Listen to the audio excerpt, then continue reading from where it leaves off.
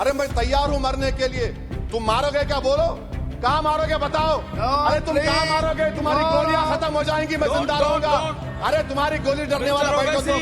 अरे चप्पन देके बैठो तुम। और एक पुलिस वाले को आप ये तमाम कानून की इजाजत देंगे?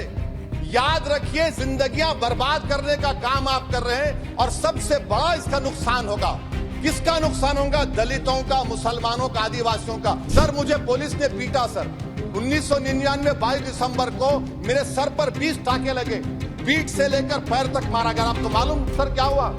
तेलुगु देशम की सरकार थी, उन्होंने उन दोनों पुलिस वालों को जिन्होंने मुझे मारा था उनको आईपीएस कन्फर कर दिया। हमारे मुस्लिमों पे ये किया जाता, मुस्लिमों पे ये किया जाता। मैं कहना चाहती हूँ कि क्यों पीड़ा हो रही है? तुम्हारे तो ऊपर बहुत बड़े लोगों का हाथ था। कह दिया जाता कि इनको जमानत दे दो, क्रिमिनल होने के बाद भी उन्हें जमानत मिल जाती है। कोई और की बात नहीं कर रही हूँ, अपनी बात कहते हैं, लेकिन ऐसा साधु सन्यासियों के साथ हुआ है और हम भी उसको झेले हैं। महोदय, अपहरण किया गया, 13 दिन तक अंदर रखा गया और अंदर रखी क्या यातनाएं दी गई, वो यातनाएं अकल्पनीय थी लोगों के लिए, लेकिन उनको इस ब्रिटिश शासन के नियमों को हमने झेला है। विपक्ष के हंगामे के बीच आज संसद में 3 नए कानून पेश हुए। सीआरपीसी और आईपीसी की जगह 3 नए कानूनों को पास कराने के लिए ये बिल पेश हुए, लेकिन इस बिल पर चर्चा के दौरान एआईएमआईएम के सांसद असदुद्दीन ओवैसी भड़क गए। सदन में बहस के दौरान ओवैसी और बीजेपी सांसद प्रज्ञा ठाकुर की जुबानी जंग खूब सुर्खियां बटोर रही है। आपको दोनों नेताओं का बयान सुनवाते हैं। अच्छा, क्लॉज 251 263 देखिए sir. Time limits for framing of charges in cases of session trials, 60 days of first hearing charges, warrant charges should be 90 days। मगर आपने क्या किया? होशियारी देखिए, बर्बाद करने का कहानी। 193(9) डाल दिया आपने। क्या ने prescribes a 90-day time limit for further investigation. For further investigation what will happen when supplementary chargesheet are put? Will the accused be acquitted? क्या मुझे छोड़ देंगे आप? क्या कोई time like this is a dead letter. यानी आप तो पूरे का पूरा सिविल राइट्स, लिबर्टीज बोलिए सब छीन ले रहे। अच्छा सर, इसमें आपने लिंचिंग का एक कानून बनाया बीएनएस में, सेक्ट क्लॉज 103 में। अब आप इसमें देखिए सर, लिंचिंग कब हो सकता है? जब आप ये बताएंगे कि ये पर्सनल बिलीफ पर मारा गया, किसी को जेंडर पर मारा गया, कास्ट पर मारा गया।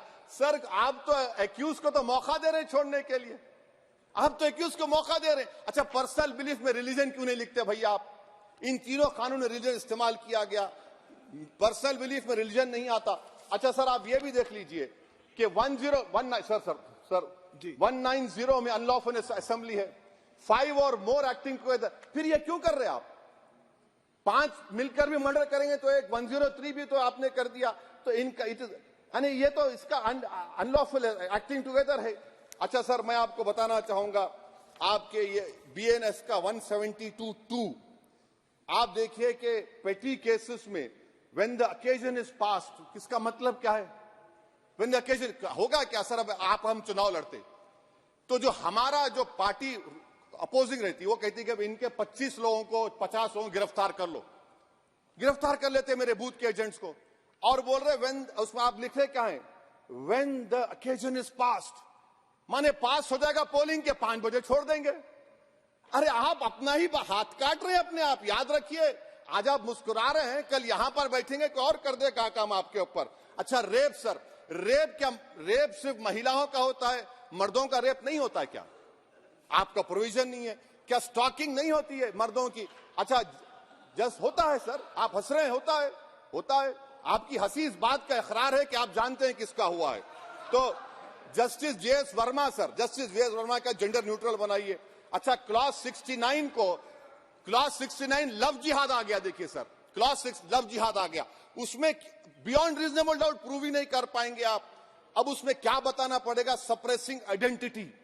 यानी अगर कोई महिला मोनू मानेसर चोमू चंडीगढ़ से इश्क करती है, बाद में उसको मालूम होता है कि वो मानेसर का नहीं है, चंडीगढ़ का नहीं है, तो क्या क्लॉज 69 एक्शन में आएगा?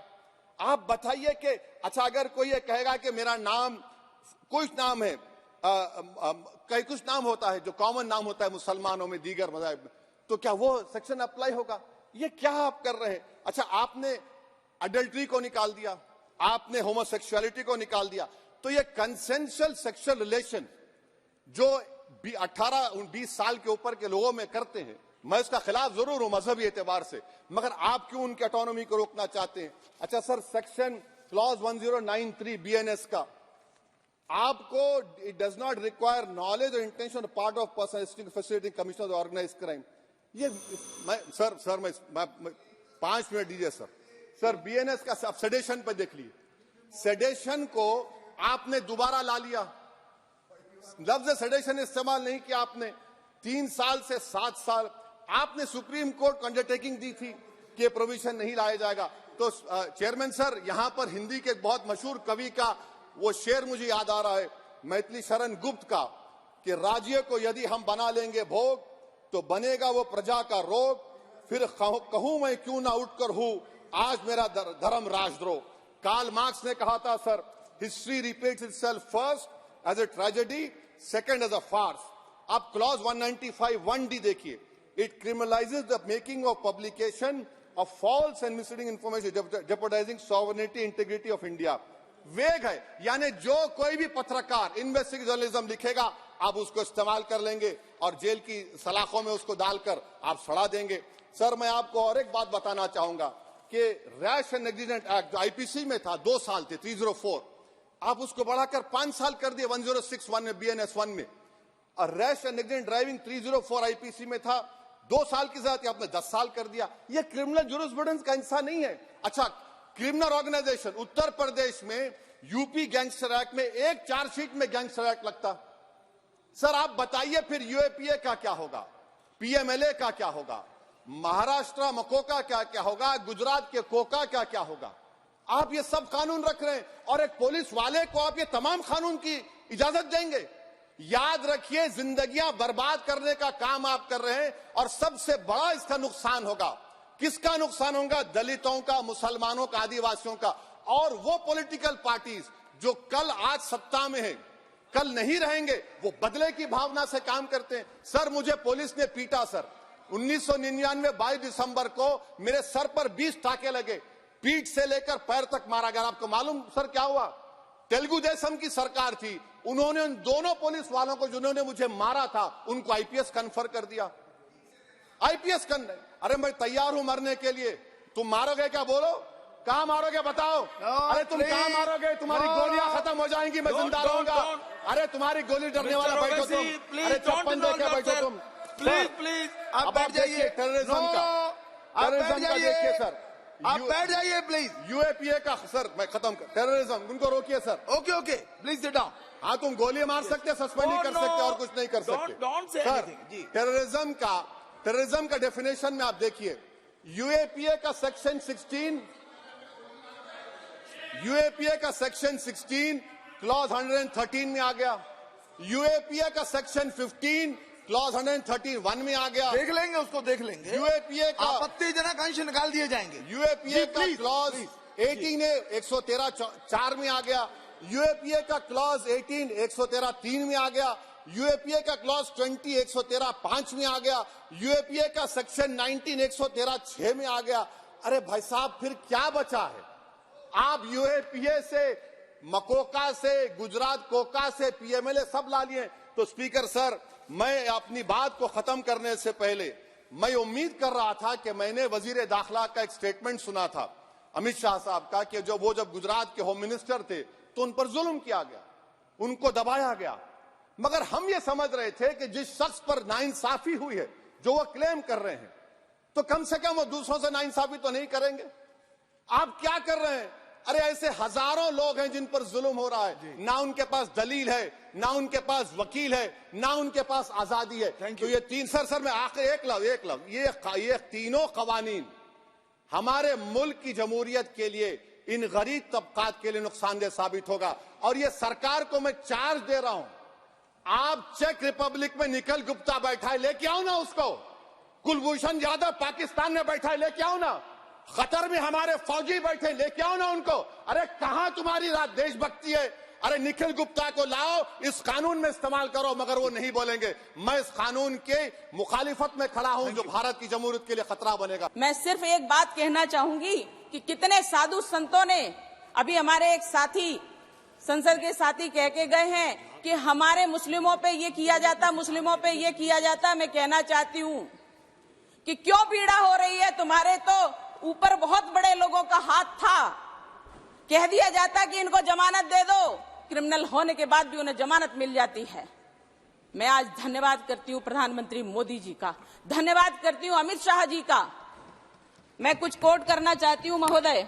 1 मिनट में आपका उसमें आपके आप थोड़ा सा मुझे समय दीजिए प्लीज। मैं पहली बार इस बिल पे बोल रही हूँ, पहली बार बोल रही हूँ। मंत्री जी रिप्लाई करना चाहते हैं। माननीय अमित शाह जी ने कहा,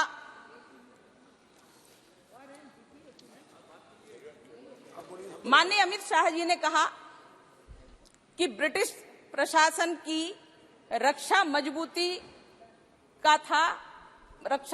पर था, उनका उद्देश्य दंड का था, न्याय का नहीं, और यह सत्य है। हमने माननीय प्रधानमंत्री मोदी जी का भी एक इंटरव्यू में उनका एक कथन सुना। मोदी जी ने इंटरव्यू में कहा कि जनता हमें जितना अधिकार देगी, जनता हमें जितनी शक्ति देगी, हम उससे बढ़कर के काम करेंगे। और आज जनता ने ये दिखा दिया है कि हम आपको शक्ति दे रहे हैं, आप काम करिए। तो ये जनता का साथ और जनता का विकास और सबका साथ होने के साथ ही आज ये दंड का नहीं, आज ये न्याय का प्रावधान आया है हमारे बीच में, और हम उस प्रावधान के अंतर्गत चल रहे हैं। महोदय, बहुत अच्छा ये लग रहा है कि इतने वर्षों बाद ही सही, बहुत सारे कष्टों को झेल करके बहुत लोग आगे आए हैं। और जहां अपराधों के लिए कहा जाता है ये अपराधी है, तो अंग्रेजों का शासन, ब्रिटिश का शासन के जो कष्ट झेले हैं उनके बारे में ये बात कहना चाहती हूं कि महोदय, ना सम्मान दिया जाता था, जैसा सरकार चाहे वैसा सरकारें चलाती थी इन लोगों को। उन करने वाला जितना अपराधी होता है, करवाने वाला भी उससे बड़ा अपराधी होता है। इसलिए महोदय, जब इस प्रकार की बात आती थी तो एक 161 का जो नोटिस दिया जाता है वो भी नहीं दिया गया था। कोई और की बात नहीं कर रही हूँ, अपनी बात कहते हैं, लेकिन ऐसा साधु सन्यासियों के साथ हुआ है और हम भी उसको झेले हैं। 161 का बयान होता है, 161 का नोटिस दिया जाता है, तब आपको लेकर के पूछताछ की जाती है, जिससे आपके परिवार, आपके शिष्य, आपके सेवक, आपके रिश्तेदारों को पता होता है आप कहाँ हो। महोदय, अपहरण किया गया, 13 दिन तक अंदर रखा गया, और अंदर रखे क्या यातनाएं दी गई, वो यातनाएं अकल्पनीय थी लोगों के लिए, लेकिन उनको इस ब्रिटिश शासन के नियमों को हमने झेला है और किसी और ने नहीं झेला। महाराज जी, हमने झेला है और हमें झिलवाया गया है। करने वाले लोग तंत्र के थे, करवाने वाले लोग सत्ता के थे। ये कांग्रेसी पूछते हैं कि आज मोदी सरकार ने क्या किया, मोदी सरकार ने क्या किया। मैं बताती हूँ महोदय, कोई भी तंत्र तभी बदलता है जब हम जनमानस की मानसिकता को बदल देते हैं। महोदय, जनमानस को बदलने के लिए उसका विकास जरूरी है, जनमानस को बदलने के लिए उसकी सुरक्षा अनिवार्य है, जनमानस को बदलने के लिए देश की सीमाओं को सुरक्षित करना अनिवार्य है, जनमानस को बदलने के लिए उनको रोटी और कपड़ा, और रोटी कपड़ा के साथ शिक्षा, और शिक्षा के साथ न्याय देना जरूरी है। जब ये सब माननीय प्रधानमंत्री मोदी जी ने दे दिया, हर किसी वर्ग का विकास कर लिया, उसके बाद जब न्याय की व्यवस्था आती है तब हम इसके अंतर्गत आते हैं। महोदय, इतने वर्षों बाद लाने का 10 वर्ष हमारे माननीय प्रधानमंत्री मोदी जी के शासनकाल के 10 वर्ष हुए हैं, लेकिन ये चिंतन लंबा रहा, ये चिंतन जिजीविषा का है, इसलिए आप अपनी बात खत्म कीजिए ना।